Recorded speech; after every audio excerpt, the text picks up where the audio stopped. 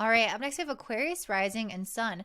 This full moon in Cancer is happening in your sixth house of work, health, and daily routines. And overall, I feel like this full moon is really positive. And for you guys, I feel like it's helping you kind of change up your energy a little bit. So if you've been feeling, because I pulled some negative cards and some really positive ones. So, kind of what I'm seeing here is if you have been a little bit in an energy of lack or not having certain needs met, or feeling like you want more money, and kind of work hard for, not a ton of money. I'm seeing that start to change during this full moon. And I think that part of it is because your past efforts are going to be paying off at this time, because this full moon in your sixth house of work is trining Saturn in your second house.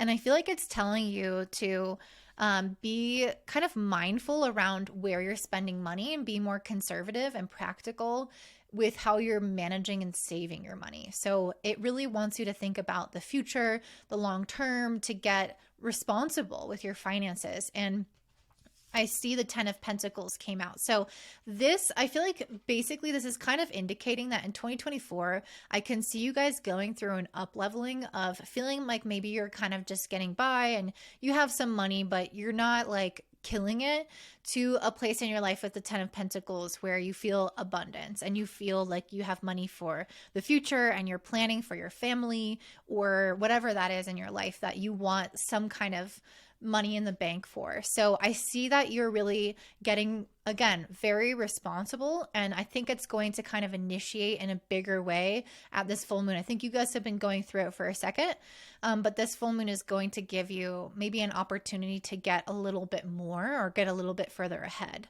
Another thing I'm seeing is that this moon is making a beautiful sextile to Jupiter in your fourth house. So there's something in your emotional nature that I feel like is starting to strengthen or become happier, or you're gaining more wisdom. I really feel like there could have been things in your past, anytime this past year, that has felt like it's really kind of been combative for you. Maybe you had issues with friends, or maybe you had, a breakup or a divorce, or maybe you fought with your family. Whatever that was, I feel like there's something in your life that could have felt like there was some tension. And it doesn't have to be necessarily even with somebody else. It could be inner tension. It could be inner turmoil where you have been against yourself at certain points, or felt like, you had some growing to do. And I feel like that energy with the sextile to Jupiter in the fourth is you're feeling more like stable and emotionally optimistic. And I see that with the strength card. Usually the strength card does indicate some type of endurance. And so I feel like you kind of strengthened your character. You strengthened your resolution and your determination to be happy and to work on yourself.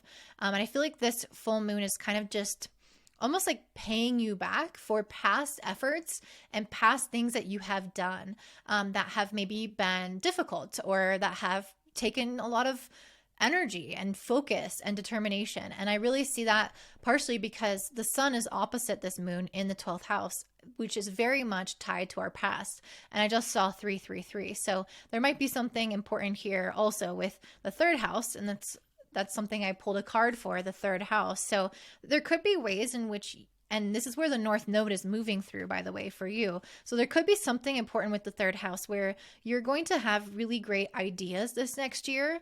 Maybe you'll learn something new or teach something new.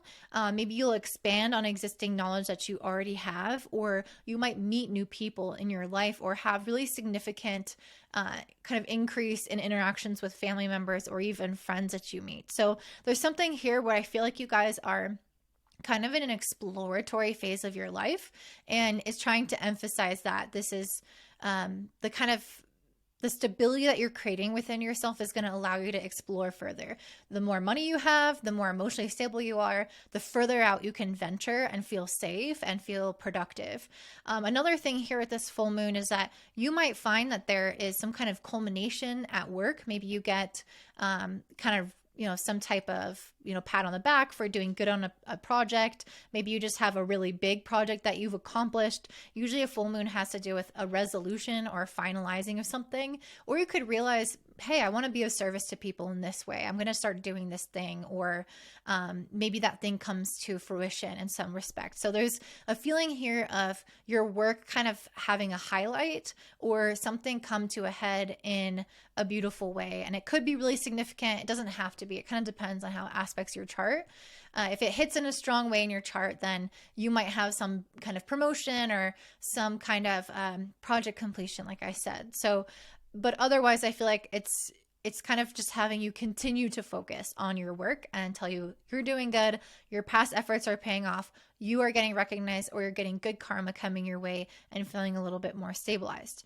I will say, though, there's a weird energy going on with Mercury for all of us, and this is in your friendship sector.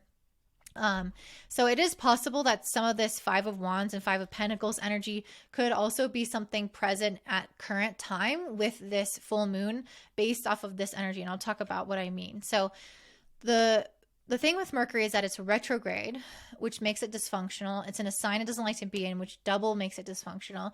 And it's with Mars, a malefic planet, which makes it triple dysfunctional. So when Mercury is dysfunctional, especially with Mars, there can be a little bit of like a impulsive energy. We can sometimes say things that we don't mean. We can find ourselves in arguments with people or kind of clashing ideas, and we're not necessarily always like we're not seeing eye to eye with people or fully understanding people because we're not really able to tap into our logic totally.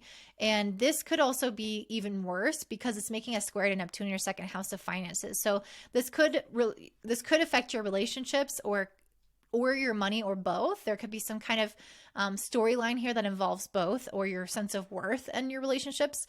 But something could be a little bit like erratic and irrational with this energy and a little bit manic. So just think about like a hyperactive person that's not communicating well, and some weird thing happens in regards to like money or worthiness in the friendship dynamic, and then there's a fallout or whatever. It doesn't have to be like that, but so there's just some kind of energy here where there could be some weird vibes going on, which is definitely talking about these cards, although I do stand by my message earlier as well that you're coming out of that energy. Overall, this is just kind of like a blip on the screen. I don't see this as being super significant. And I feel like because Mercury is also trining the North Node in your third house, this is actually giving you guys an opportunity to make amends or kind of find resolution. So if you do have any kind of weird hiccup with somebody, especially if it's around money, ultimately it's trying to help you come to some type of conclusion, resolution, talk it out.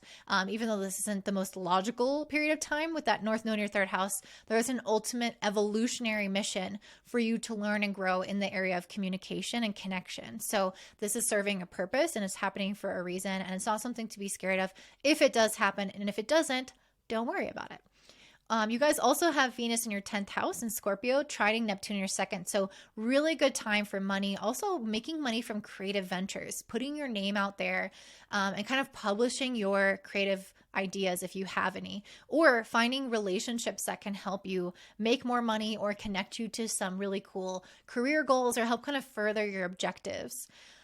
Ultimately, with Jupiter moving through your fourth house, sextiling Saturn in your second, this is a big year around establishing a firm foundation, especially when it comes to money and finances and where you live. If you guys feel like this area is unstable, if you're not sure if you like where you live, if you're not sure if you want to continue living there, if you want to move to a bigger house or upgrade or do work on your house, or if you want to make more money and kind of save for something long term, there's something here with your rootedness and your financial security that's trying to become even more solid, but also healthy and like growth aligned. So I really feel like you guys are going to come into a good energy with that. That's kind of like one of the overarching goals of this chapter of your time, of your life right now with this Jupiter sextile Saturn. So that's what I'm seeing for you, Aquarius. Before you hop off, I have 3 messages. 2 of them are going to be 2024 forecasts. So I have a one-on-one session where you can sit down and go through month by month with me, where I will tell you everything that's going to happen in the year ahead for you, what you really need to look out for. We can kind of look at what's already been happening in your life and see if any of those things are going to resolve or get, if you're going to have good things kind of progress with them.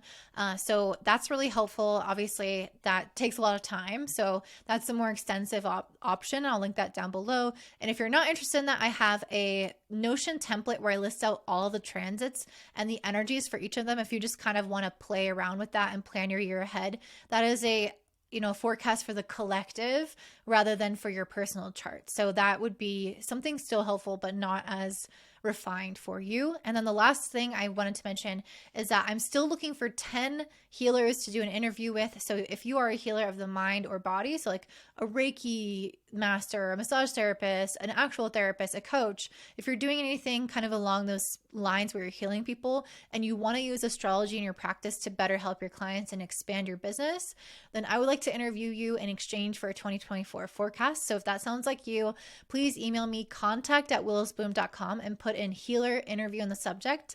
And I really hope to see you there. I hope you have a great day, beautiful Christmas. Don't forget to like, subscribe, comment down below, share with your friends, and have a great day.